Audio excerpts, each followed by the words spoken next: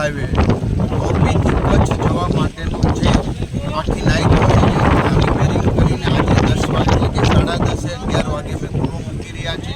તમામ યાતાયાત કરનારા truck car બધા મિત્રોને વિનંતી કરું છું કે શાંતિથી અત્યારે અહીંયા ટ્રાફિક ન થાય એ રીતનું રોંગ સાઈડ ન ચાલે. આ ખૂબ મહત્ત્વનો રોડ હતો, નેશનલ હાઈવે જે 24 કલાકથી બંધ પડ્યો હતો. આખી નાઇટ અમારા પ્રશાસને કામ કર્યું છે. નેશનલ હાઈવે અમારી ટીમ કલેક્ટર બધા જ મેં જાગીને આ રોડ અત્યારે સંપૂર્ણપણે પૂર્ણ કર્યો છે.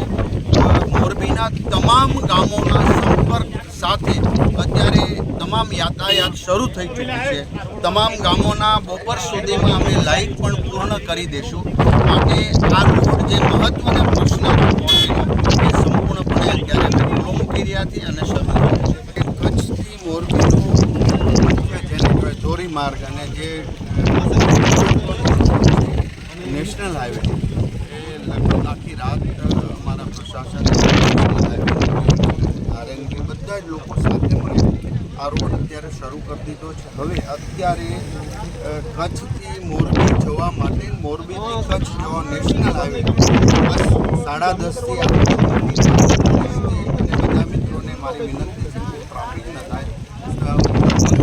4 કલાકમાં તમામ પ્રકારનું ટ્રાફિક સોલ્યુશન કરી અને આ રોડ પૂર્વવત યાતાયાત ટ્રાફિક અમે સંપૂર્ણપણે શરૂ કરી દીધું. આખી રાત અમારી ટીમ નેશનલ હાઈવેવાળા આરએનબી બધા જ લોકો કલેક્ટરની ટીમ અને બધા જ લોકો મારા એમએલએ એમપી બધા જ આખી રાત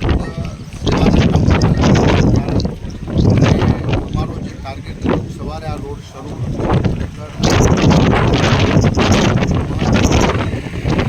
સમસ્યા હતી.